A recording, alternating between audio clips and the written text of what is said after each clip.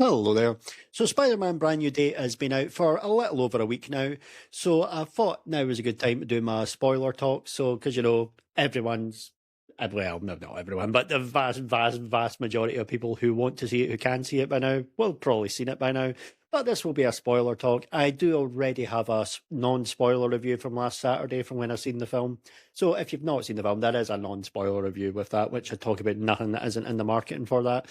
So that's just my general review and opinion on the film. This will be the spoiler talk. Not going to go blow for everything that happens because, if I was 2.5 hours and I seen it a week ago, and I've only seen it once so far, but, you know, but I'm not going to fucking remember everything that happens. And even if I did, we'd be here all day talking about that. So nobody wants that.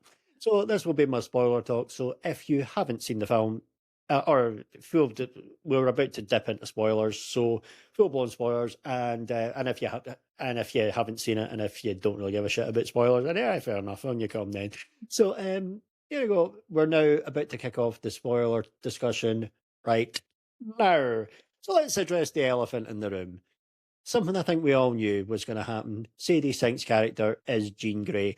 And I did hear that a couple of days before I seen the film. I heard about it a week past on Thursday there. Didn't see the film, as I said, till Saturday last week.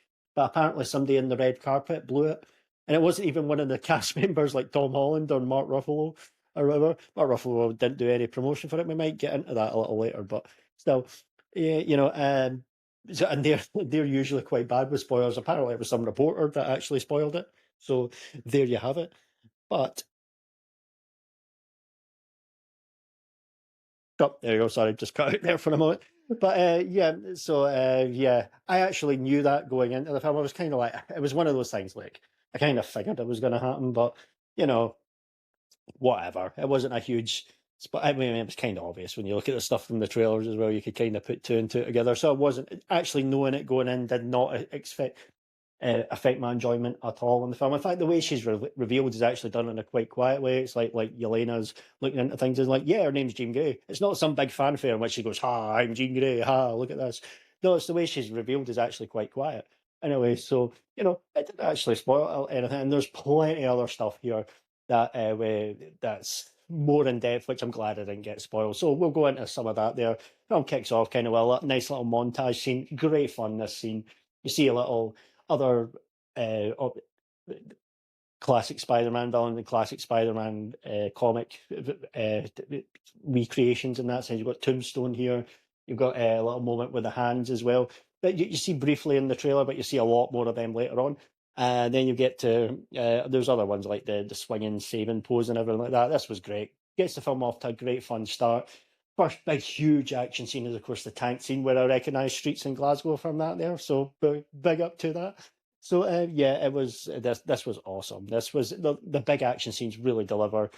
This was superbly done. Then we find out, of course, like the tank driver is a sweet old granny, and there it's like so. Then obviously Jean Grey is manipulating people and things like. You start to see the stuff as well when he's having quick little conversations with people. Like one guy's like, "Hey, save me, Spidey," and then jumps off the building thing. So this was a great introduction to what Jean Grey's chaos is all about as well. So this worked really well. One other thing as well, I mentioned the hands as well. Like Spider-Man goes to meet this dude. I actually can't remember this character's name. It wasn't the most exciting, but whatever. Then you can sort of see they're like doing the scanning him, telling him to take the mask off. He's like, "No, I'm not taking the mask off. Fuck that." Well, he doesn't say fuck that, but the guy comes in and then he's got like the hands are there and he's like, "Oh, it's all right now. We've managed to make them work for us." And I'm like, bit of a red flag there. It's just, "Hey, all right, we're all pals now," and just like, okay, bit suspect, but whatever. But there was a huge red flag right there, and that would turn out to be the case later on in the film. But you've got other early scenes as well, like when he meets. I'll mention Elena here. This was a fun little quirky scene with it. It was weird, but kind of quirky. But I liked it. It was funny.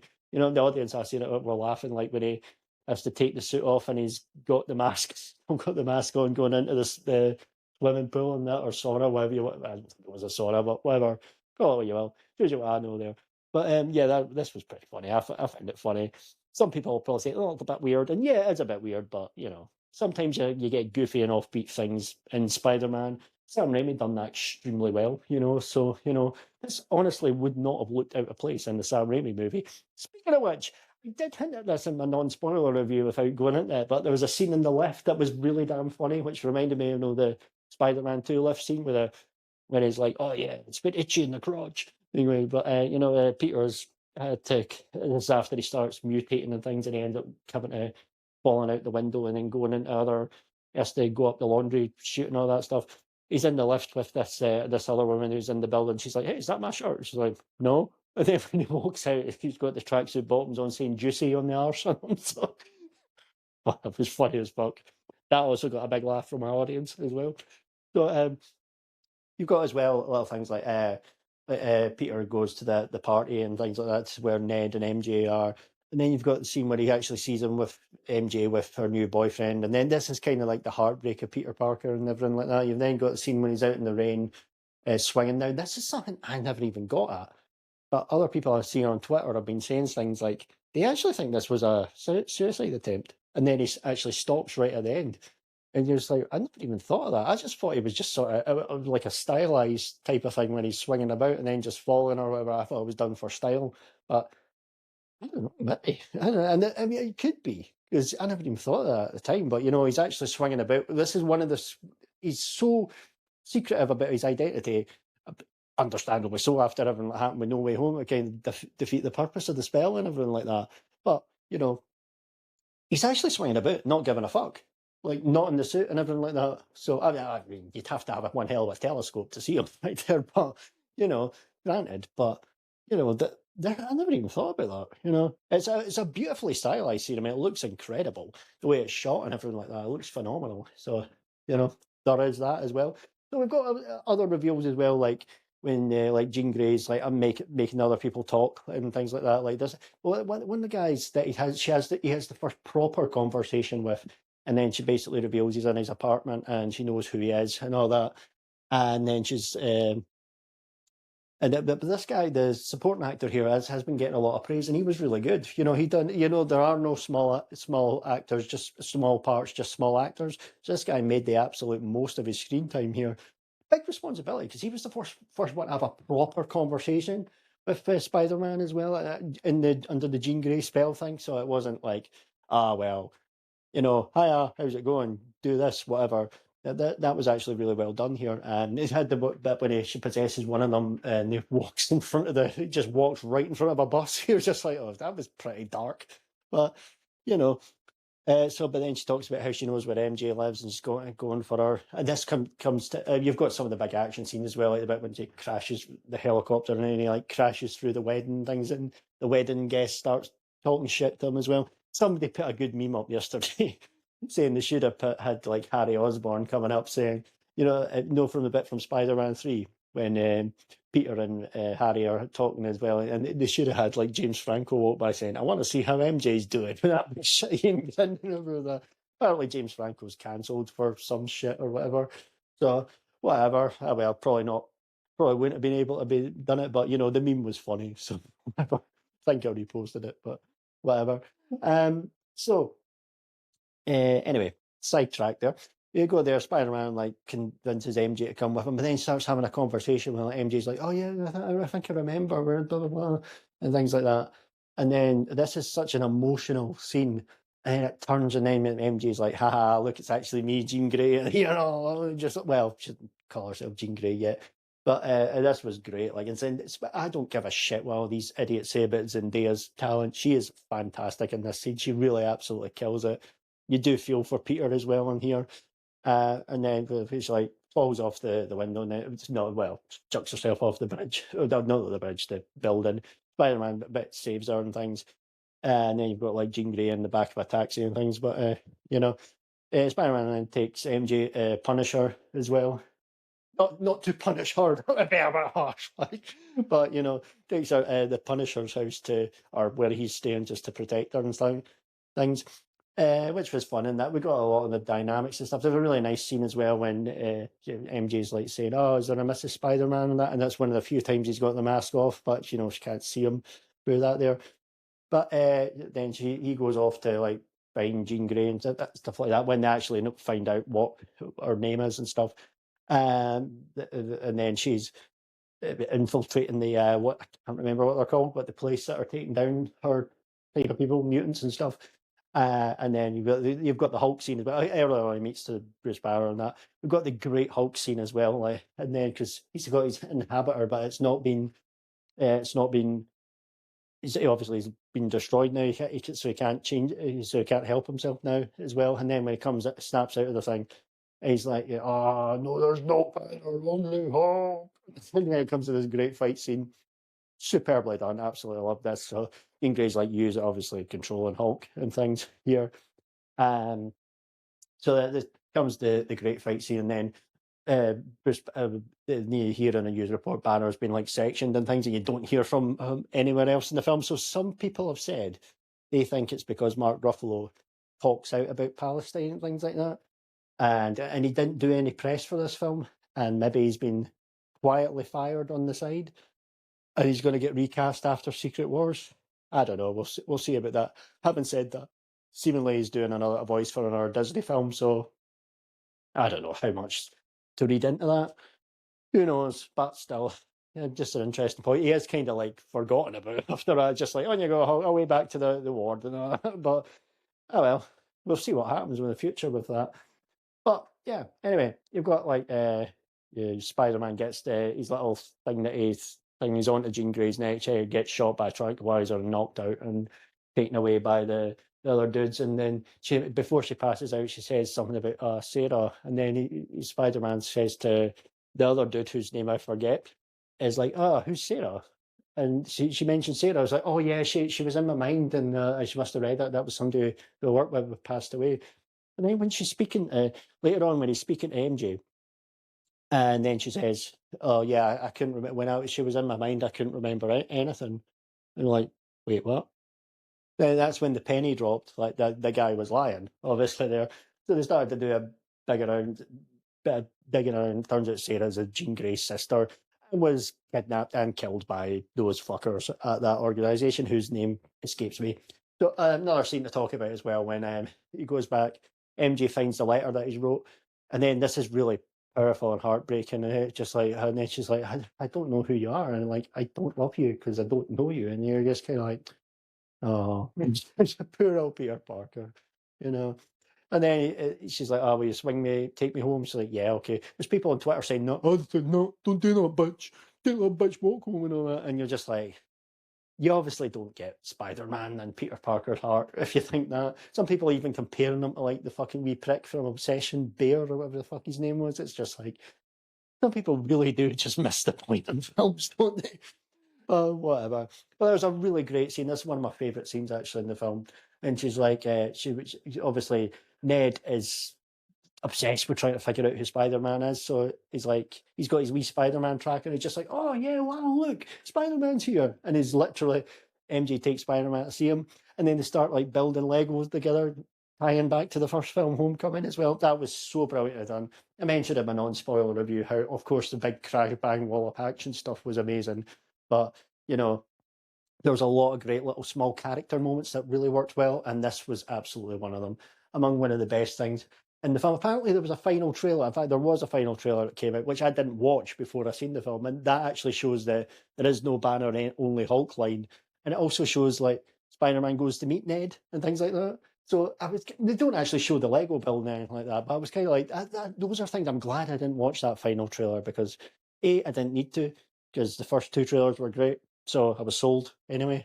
And B, I'd rather seen this organically and not come in. That trailer mostly, first half of it mostly shows stuff from the previous two films, but or previous three films, sorry.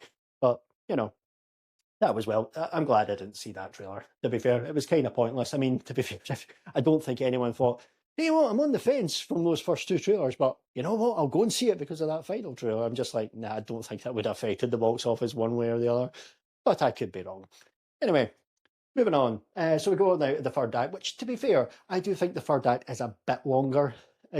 There's probably the weakest, quote unquote, weakest part of the film, but it's still great. It just goes on a tiny bit too long. But, it works really well. She's been trying, you'll see a flashback with Jean and her sister Sarah when she was captured. That was great. Loved that. And the reveal was, well, she was trying to find something called V-Tech or something like that. I can't remember what it was called. But it turns out it was like a thing that was on the fan on the ceiling where she was captured, which was the last thing she seen before she died. So she was basically leaving her a breadcrumb for that. And then you see Jean's powers going absolutely ballistic things, which then when Spider-Man gets there, that's when you see him fighting the hand. Of course, there's so much here I haven't really even spoke about when he was like evolving. Like there's a scene with Scorpion as well, when he's going ballistic and absolute can't control himself and he's absolutely battering him and then ends up injuring a police officer accidentally. So, that was great as well. That was really well done. And you've got here when she's in his head saying, "Are you Spider Man or are you Peter Parker?" And she's like, "No, I'm both." And there he goes, fucking listening this fighting the hands. This scene was superb. This was so well done. Great emotional moment as well when he goes to Jean and Jean gets in his head because she couldn't get in his head beforehand. But then you've got the Aunt May sort of conversation there, and when she's like talking to it's almost like, they become kindred spirits and that. So that was nice. That was really beautifully, emotionally well done. And of course, then Punisher's like, "Nah, fuck this bitch. I'm not gonna be petting me with her." So he tries to shoot her from the like a sniper position and that. But then Spider-Man senses this and then puts himself in there and then he's like, "Yeah, I'm okay," and then collapses and nearly dies. Then the Punisher's like carrying him out. Great scene in the hospital though. You've got like he's now obviously been unmasked and things, and then you've got great little banter between them. The Spider-Man Punisher dynamic worked beautifully in the film. It worked so well. So this was great. You've got the thing as well. Well, when he's ready to leave and all that, he's like, "No, it's okay, kid. I've got you covered." So he's like coming out the hospital. Peter's coming out, and then you hear people saying, "Look, it's Spider-Man," and he's like, and then everyone just looks up. There's Spider-Man mask waving out the window, and that turns out it's like the Punisher in the mask. This was funny, but it was really well done. Great little moment when the kid looks at him and does the little flip to him, and he does that back to him. It's like that was brilliantly done. It was just magically done. So that was great. And then you've got like Peter decides he's going to still get help and things like that. And obviously, like it's like the people that treated him are going to keep his secret, kind of like a little throwback to Spider-Man 2. And that when he's unmasked and that on the train, it's like, "Yeah, don't worry, we won't tell nobody." It's a kind of nice little throwback to that. There, you might get one fanny who might be like, "Actually, fuck it, I'm going to tell somebody." Nah, they shouldn't do that. But then you've got like he goes to see May's grave and things, and then he was like, yeah, but and telling her that he's not going to do things alone anymore. And another great thing as well, this is a weird thing. I never even alluded to this in my non-spoiler review, but didn't even want to hint at this. But see that bit with him in the hospital and everything like that. It kind of reminded me of. I never thought I'd say this. This kind of reminded me a bit of the third act of Superman Returns. The Brandon Routh film, which I think is quite good. It's not great or anything, but I like it more than most people do. So just kind of weirdly reminded me of that. Not saying that was on purpose or anything, but just reminded me of that. Funny enough, but whatever. I digress. I would come to the end when like Peter goes to see Ned, and he's like does the little handshake with him, and then it's like Ned gets it. You just know from the look at his face, he just clicks. And I mentioned that I loved the final few moments of it, really, especially loved the final few moments of the film. And that was the moment there. So it was glorious. Yeah, a great little, nice change of pace, like this scene in New York over the credits, and which actually was because we're at the friendly neighborhood Spider-Man now, so that was really well done. No mid-credit scene, but there is an end-credit scene with the Spidey tracker and things showing that he's not on Earth anymore, but he's been found somewhere else. So I didn't actually get what this was, but apparently I heard somebody on the way out the cinema saying it's like Doom. So this could end up being that he's not going to be in what do you call it, Doomsday, but he'll probably end up being in Secret Wars. And apparently Tobey Maguire is heavily rumoured to be in that, as like being seen on set and things. So we'll see. But anyway, that's just my thoughts. Spider-Man Brand New Day, absolutely loved it. Spoiler talk for that. Plenty to go into, plenty to speak about. If you've made it this far, thanks for taking the time to listen, and goodbye.